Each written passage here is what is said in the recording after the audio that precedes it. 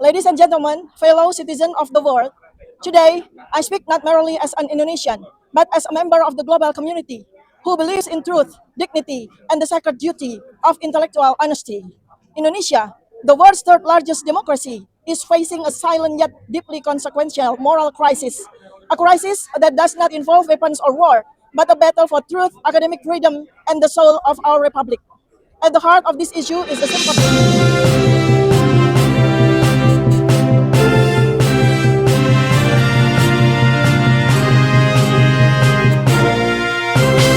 You say democracy in this country, but there is no freedom of speech in this country, Doc. Because you treat as a criminalism on this country, but on other country, big country is there is no criminalism on freedom of speech. How about that? Yes, I think it is time, yeah, for us to test our undang-undang, yeah, because we are now act like academician, like a scientist. We protected by the laws, national laws, and also global or international laws by United Nations and the Center for Human Rights. But we are not asking the world now, please help us to protect my country for attacking the truth, for attacking the honesty. And that's why our citizens, our people needs us to act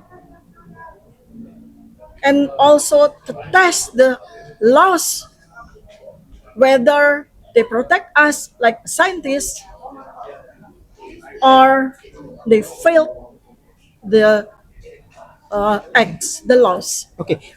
What about your protest of this law of this criminalism and the people all around the country Yeah. and respond this? Will you continue to international court? Yes, also. Oh. Yeah. In during this time, Mhm. yeah, I consider and I ask our friends in the United Nations, in the Human Rights Center, in the Amnesty International, and also diaspora in three countries, in three uh, and 11 countries, and the international academic institution also in global human rights organization to hold us for this case, to recognize the moral cost when silence prevails over truth. Indonesia now being tested. Okay. Thanks, Yeah. Doc. Yeah. Thank you, Doc. Thank you very much. My pleasure. Ladies and gentlemen, fellow citizens of the world, today I speak not merely as an Indonesian, but as a member of the global community who believes in truth, dignity, and the sacred duty of intellectual honesty. Indonesia, the world's third largest democracy, is facing a silent yet deeply consequential moral crisis. A crisis that does not involve weapons or war, but a battle for truth, academic freedom, and the soul of our republic. At the heart of this issue is a simple question. Did a former president of Indonesia serve the nation with an inauthentic academic credential? This is not a personal attack, nor a political maneuver. It is a constitutional and moral inquiry posed by academics, researchers, and professionals who fulfill their duty to question, to investigate, and to speak. Yet today, I, Dr. Tifa, Mr. Dr. Roy Suryo, and Dr. Ismon Shanipar, and others are being prosecuted, silent, and treated as criminals. Their we only crime is asking for the truth. We have not acted recklessly, nor with hostility. Our method was scholarly. Our motive is to protect the integrity of the Republic. This is a textbook case of whistleblower suppression. It represents a dangerous precedent for democracies everywhere. We understand that every nation has its sensitives and every state must protect stability. But when truth is punished and falsehood is protected, what remains of democracy, of human rights, of the academic duty to tell the truth? We are not asking the world to interfere. We are simply inviting the world to witness, to listen, to remember that academic freedom and freedom of expression are universal values not bound by borders. We ask our friends in the United Nations, in international academic institutions, in global human rights organizations to hold space for this case, to recognize the moral cost when silence prevails over truth. In the words of the Prophet Muhammad, peace be upon him, saying the truth, even if it is bitter. And in the tradition of global justice, the arc of the moral universe is long, but it bends toward truth. May it bend there, may it bend here, may it bend now. Thank you. Membela kebenaran dan integritas akademik di Indonesia. Saya, Dr. Tifauzia Tiasuma. Yang saya hormati para pemimpin dunia, rekan-rekan akademisi, media internasional, dan seluruh warga dunia yang mencintai keadilan.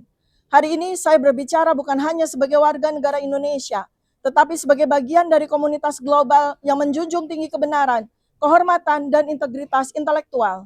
Indonesia, negara demokrasi terbesar ketiga di dunia, tengah menghadapi krisis moral yang sunyi namun sangat menentukan.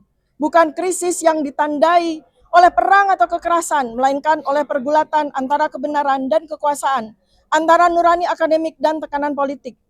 Inti dari persoalan ini adalah sebuah pertanyaan yang sederhana namun mendasar. Benarkah seorang mantan Presiden Republik Indonesia pernah menjabat dengan ijazah akademik yang tidak otentik? Pertanyaan ini bukan serangan pribadi, bukan fitnah, bukan pula manuver politik. Ini adalah panggilan moral dan konstitusional yang diajukan oleh kami para akademisi, peneliti, dan intelektual yang menjalankan tanggung jawabnya untuk mengkaji, mempertanyakan, dan mengungkapkan kebenaran. Namun hari ini, kami yang bersuara, di antara kami adalah saya sendiri Dr. Tifa, Dr. Roy Suryo, Dr. Ismon Sianipar, dan beberapa lainnya justru dikriminalisasi. Kami dibungkam, kami diperlakukan seolah-olah penjahat. Padahal satu-satunya kesalahan dalam tanda kutip kami adalah kami sedang menegakkan kebenaran.